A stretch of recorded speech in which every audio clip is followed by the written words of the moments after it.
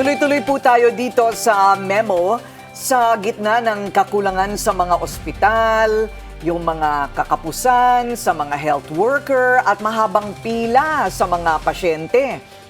Questionable umano ang halos 620 million pesos na donasyon ng Pilipinas sa yaman pala natin. Nag-donate tayo ng 620 million pesos sa World Health Organization Secretariat. Ayon kay Deputy Speaker at former Health Secretary Janet Garin, kay incumbent Health Secretary Ted Herbosa, napunta na lang sana ang pondo na yan sa mga barangay health worker. Correct.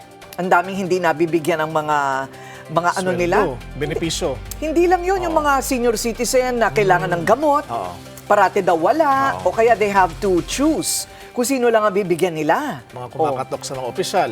Yes. Para humingi ng promissory note.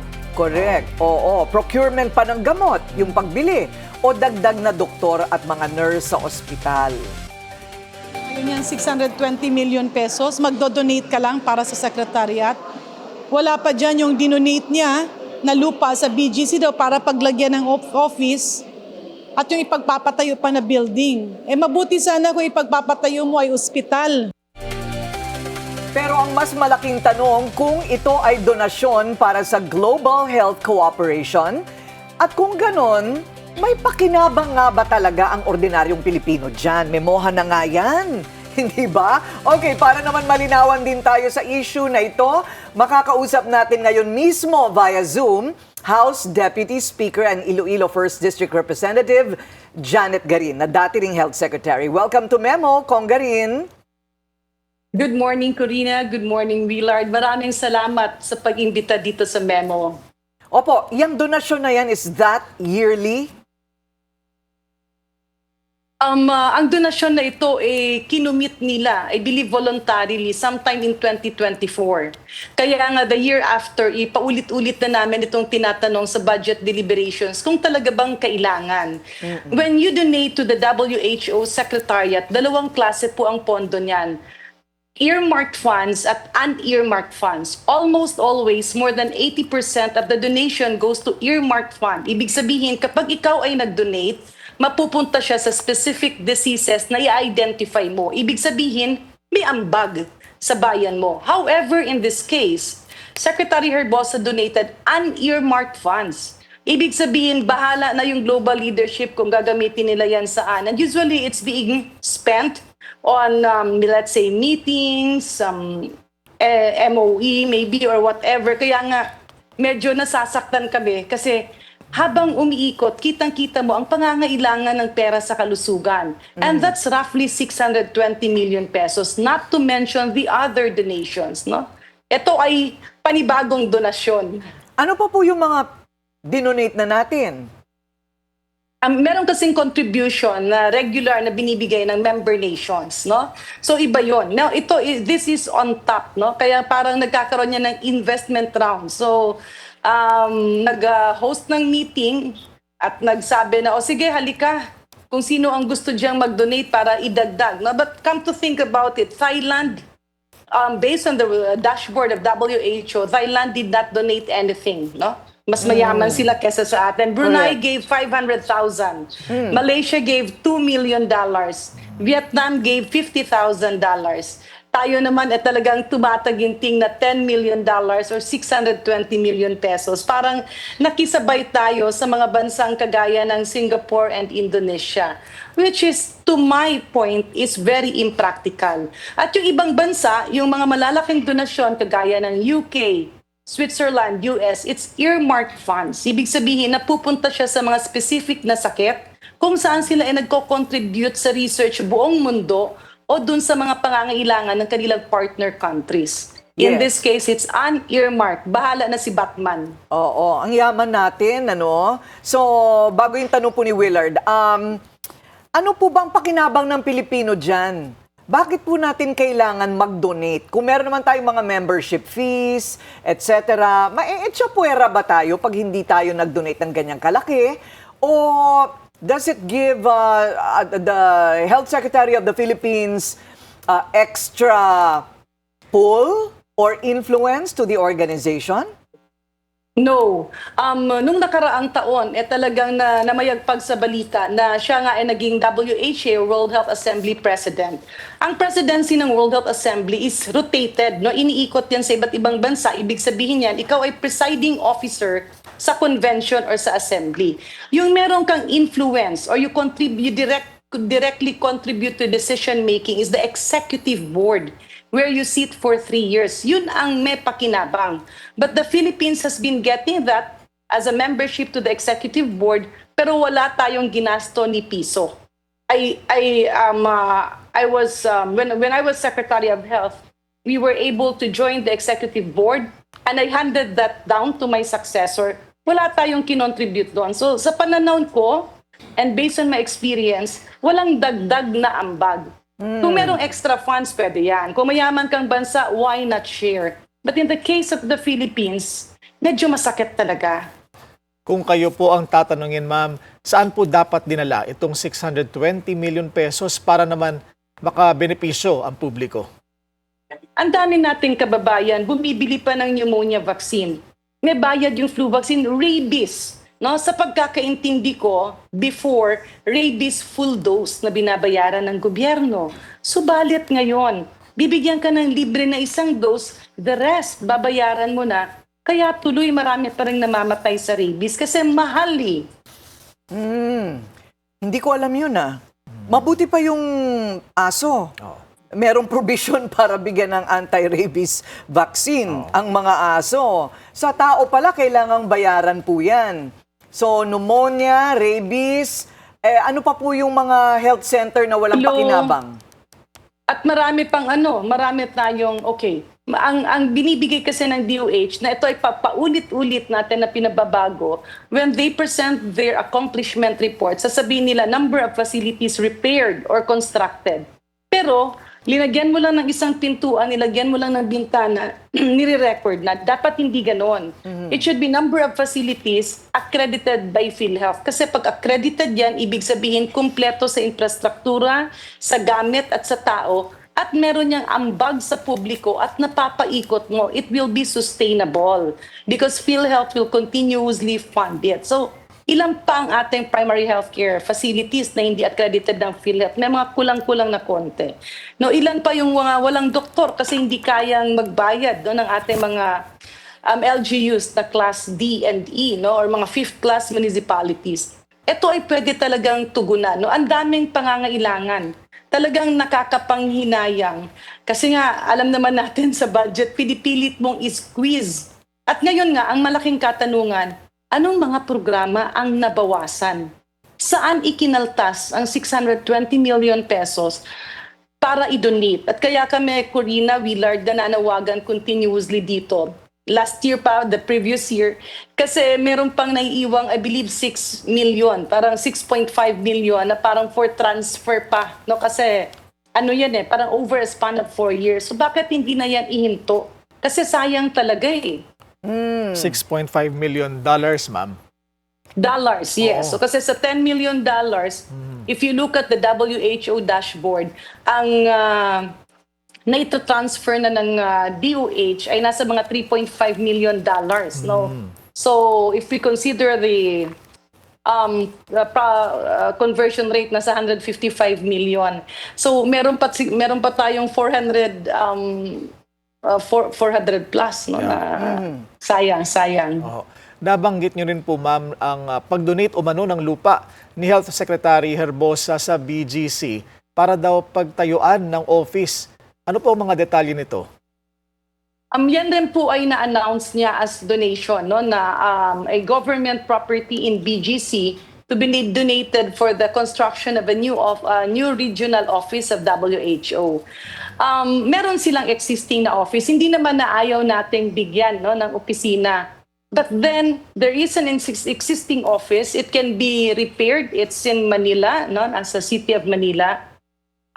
Kasi malaki ang gastos ulit niyan. Bakit hindi na lang natin yan ilagay dun sa mga ospital na hindi natatapos? And mind you, like, even in my district, may allocation no, na 155 million pesos. 2024, I think, Pero dahil palaging nasa biyahe yung direktor, nag-expire na lang yung pondo at nabalik sa National Treasury. So, ito yung mga bagay. Dito kami nanggagaling na yung palaging walang tao, palaging magulo, na sayang kasi dapat mabilis ang serbisyo. Tapos yung kakarampot na pera natin ay ibibigay mo pa sa international organization na hindi earmarked. Kaya ibig sabihin, wala yang ambag. And Okay. even if it is earmarked, kung tayo na lang dito ang bibili, mas mura pa kasi wala kang babayaran ng mga administrative fee in dollars again. That's Okay. why local procurement is still the best. Pero ito wala eh. oo. Unearmarked. Parang mahal na mahal ni no? Ni Secretary Ted Herbosa ang WHO. Tsaka syempre, Kong Garin, Kong Janet, kailangan nasa BGC. Kasi nga naman yung BGC very prestigious location. What is your suspicion? Bakit ganun ang pagbibigay halaga ni Secretary Herbosa sa isang international organization like the WHO? Misplaced priorities. No? Hindi naman natin sinasabing pabayaan. May contribution. The WHO gives us technical support. But they do that to all other countries. Ibig sabihin, katrabaho natin sila. No? They give us technical support sa mga panahon na kailangan. Pero hindi tayo kailangan gumastos ng todo-todo na in excess of what we are regularly contributing. Again, misplaced priorities at baka hindi niya ramdam ang mga nangyayari sa baba. No? Kaya hanggang ngayon, medyo mabagal ang serbisyo para sa ating kalusugan. Ayun. Okay, so just misplaced priority. Parang ako, mas madumi ang isip ko doon. Ano? I really don't know. But there's got to be a reason kung bakit magbibigay ka ng ganong kalaking halaga when we can't afford it at the expense of real service sa mga Pinoy at bibigyan mo pa pala ng bagong building sa BGC. Hindi ba? Bagong opisina. So, libo-libo pong mga health workers ang nagpahayag ng suporta kay Secretary Herbosa kamakailan lang. Pero sa tingin niyo po ba, base po sa mga komento nyo kaugnay ng health system ng bansa, dapat na bang palitan ang kalihim? Well, we leave it to the president, no? Kasi that's the prerogative of the executive. Pero sa pananaw ko, talagang dapat pupukin na kasi ilang beses na sinabing stop the exorbitant travels, tuloy-tuloy pa rin. Ito namang mga donasyon, ilang beses na namin kinolang attention, wala pa rin. Buti sana kung mabilis ang serbisyo sa baba. No? Mind you, I don't want to put malice on this. Pero pwede kasi na yung mga biyahe, yung mga wine and dine and let's say networking, pwede kasing i-charge yan dyan. So it will be the secretariat spending for let's say the big entourage. Dapat rin tingnan yan kasi nakita naman natin itong biyaheng ito ngayon, 5.2 ba or 5.6 million ang ginastos ng kanyang entourage. Baka naman, marami pa doon, no, yung mga hindi kasama sa official entourage, i-charge doon sa secretariat ng regional office. Yan yung mga bagay na dapat tingnan kasi we are, iniikot lang natin ang iniikot. Parang let us give service where it is due and that is to the Filipino people, lalo na sa mababang laylayan, direct public health care cost. Hindi itong mga medyo pasensya na po, pero medyo social na pagtitipon-tipon na sa pananaw ko, napakaliit or halos walang ambag sa taong bayan. Parang gusto ko pong intindihin, ma'am, yung sistema. Does all those decision-making powers sit with the secretaries of every department? Wala po bang oversight, approval, or disapproval kung gagastos sila? Ang DBM po ba hindi nakikialam dyan?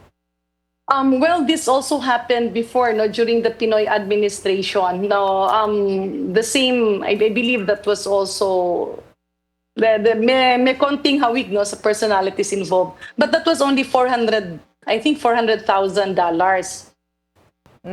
Despite the parang idodonate mo, similar scheme, no, parang sa UN Secretariat Organization. But I think the embassy during that time, no, the Department of Foreign Affairs complained kasi sabi nga nila it's a duplication tsaka parang hindi siya direct donation to the needs of the country.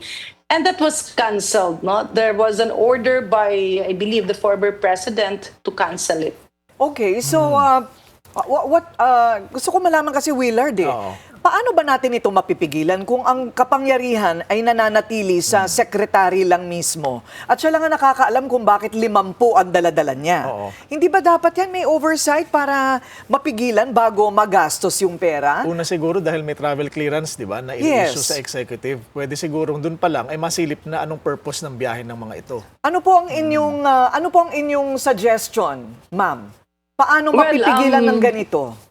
I will be filing a resolution to look into this, no? Kasi it's not personal against Secretary Herbosa. Siguro merong mga nag-a-advise sa kanya na gawin ito, gawin ito. But what I am after it is not a repeat of this, no? Ibig ko sabihin, kung naiiwan dyan ang balanse sa $10 million, wag na nating ibigay yan. Kasi if that is 400 million pesos, malaking bagay pa rin yun. Now, the investigation will focus on how this is done. Paano nakakapag-realign ng pera at how do you weigh? Kasi kung i-realign mo yan at ang pagkukunan mo mga para sa maintenance medicine ng mga may high blood at may diabetes, medyo hindi maganda yan. In fact, there was a document given to me but I had to verify that. It pertains to a proposal to realign 150 billion pesos from purchase of maintenance medicines to international travels and international advocacy. So, yun talagang medyo masakit kasi nakikita namin sa baba na ang daming pangangailangan. So, Yes. we will investigate this if I get the support of the leadership of the House. And what we're going to look into is what will be the safeguards moving forward. If we donate, it should be earmarked funds. Ibig sabihin, gagastosin siya sa specific disease na merong epekto sa Pilipinas. Ang But if iniisip- it's procurement, Yes. Go ahead, ma'am. if it's procurement of medicines or kung ano dyan, equipments or let's say travels and seminars and trainings, locally funded na lang. Kasi wala ka pang mga admin cost dyan na mga malalaki. Oo. Pero ang tinitingnan ko po, ma'am, yung an all-encompassing system or law wherein nakikita yung mga budget bago po ito gastusin. Kasi nagre-realign yung secretary, di ba? So nasa kanya lahat ng mga ng kapangyarihan, not only for the DOH but I don't know, DILG, DOST, lahat po ng mga department heads. Siguro dapat may oversight group para i-disapprove or approve ang budget bago gastusin. The oversight committee of the Committee on Appropriations should be proactive. Kasi parang if we notice for the past few years, medyo hindi na na-activate yung oversight subcommittee ng Committee on Appropriations. Dapat i-activate yan. Just like other countries, the members of the cabinet are being made to report to the legislative quarterly para ito yung kanilang target when they presented the budget at nasaan na sila. So mga ganitong parameters that should be activated. But at the same time, yung mga realignment naman, kapag talagang magkaibang programa, dumadaan ng DBM. But there are realignments na hindi na dumadaan ng DBM. And that is why it's very important to look into this kasi unang-una gusto nating malaman saan nanggaling ang pondo. Anong mga programa ang kinaltasan? Ito ba ay nakabawas sa serbisyo ng ating mga kababayan para lang ipunta at i-donate sa unearmarked funds? Ibig sabihin, yung donasyon mo, pag naibigay mo, bahala na si Batman, bahala na si WHO kung paano nila gustong gastusin. Kung biyahe man yan, okay lang. That is something that we don't want a repeat of. At dako naman tayo, ma'am, doon sa pinalutang na alegasyon ni Senator Amy Marcos na may niluluto raw na tsa-tsa o charter change ang mga kaalyado ng palasyo sa Kongreso. Ano po ang tingin ninyo? Kasi sinabi na po ni Congressman Ronnie Puno dito sa memo kahapon na hindi umuusad yung panukala niya namang kon-kon. Well, every administration, meron talaga mga panukalang batas similar to this, no? Kasi nga, hindi naman yun, it's not really related to no election or extension of term. Yung karamihan na hinaing is yung investments coming into our country, especially in terms of logistics, education, and itong mga pinag-usapan nga dati sa People's Initiative. However, discussing it na, ang naging allegation kasi is inoffer yung no election, kaya dumami ang bumoto sa committee report ng Justice Committee on the Impeachment, that is a big lie. Walang katotohanan yan. Kung meron mang mga konting usap-usapan on charter change, these are regular talks happening on a regular basis in every administration. No? Pero hindi magkaiba naman, no, yung dito sa impeachment, bumoto yung mga kongresista sang-ayon sa nakikita naming obligasyon namin. Kasi hindi korte ang Kongreso. We just need to check whether it is complete in form, substance, at andun yung complainant, merong mga resource person, may mga witnesses, and it is our constitutional and moral obligation to refer it to the court, which is the Senate in this case. Nasa Senado na ngayon ang bola regarding that. Again, exactly wala talagang relasyon doon sa mga sinasabi with due courtesy to Senator Amy. Napaka-malaking kasinungalingan yung kanyang aligasyon sa amin. Though we still respect her. Baka nakuryente lang po. Kuryente talaga eh. Okay, maraming salamat po sa inyong oras. House Deputy Speaker and Iloilo 1st District Representative Janet Garin. Salamat ma'am. po. Thank you, Willard. Thank you, Ma'am Corina. God bless. Hindi ba, Willard? Yan ay isa lang sa nadiskubre natin, right? Itong 620 million pesos na kailangan natin pero dinonate ni Secretary Herbosa. Paano pa pag tiningnan natin yung iba pang mga realignments na ginawa ng ibang mga department secretaries? Ano to, bago na namang iskandalo? Oo, at gastusin na hindi naman natin nararamdaman. Oo. Hindi natin nararamdaman natin sakit. Kasi kulang lahat. Alam mo, sa mga barangay, pag lumapit doon yung mga may diabetes, pag lumapit doon ng mga senior citizen para sa kanilang maintenance, marami sa mga yan, ayon sa batas, kailangan subsidized ng barangay. Ang gobyerno, madalas talaga sa hindi. Marami ang pupunta sa amin magrereklamo na wala daw po nakakuha na daw po ako hindi na ako pwedeng kumuha ulit. Maintenance nga, hindi ba? Oo, hindi naman pwede isang beses lang yun. Oo. Matagal ko nang gustong tanungin, ano bang problema? Bakit walang alokasyon sa budget ng barangay? Siguro nga dahil nagagastos kung Sa saan-saan. iba-ibang bagay. Oo. And how many departments do we have? Ang dami, Ibang di ba? sekretary, mahigit dosena, isang dosena. Oo, isang dosena. Oo. Tingnan nga natin kung yung oversight committee na sinasabi ni Congresswoman Garin ay maging proactive as she said. Ayan na naman. Marami na naman tayong madidiskubre. Mababaon na naman ang mga usapin ng impeachment. Oo. Dapat sa order of priorities, no, bago, halimbawa, mormahin ang budget taon-taon, ini-screen na. Saan napupunta ba yung mga inaalat Ang ginagawa ng nga bawat daw, ahensya? the secretary of a department can realign without the approval of anyone else. So paano nga? Tapos ngayon magrereklamo tayo. Meron talagang problema kasi sa batas. Oo, at nalulusutan. Nalulusutan o may batas na hindi naman ine-enforce. Hindi ba?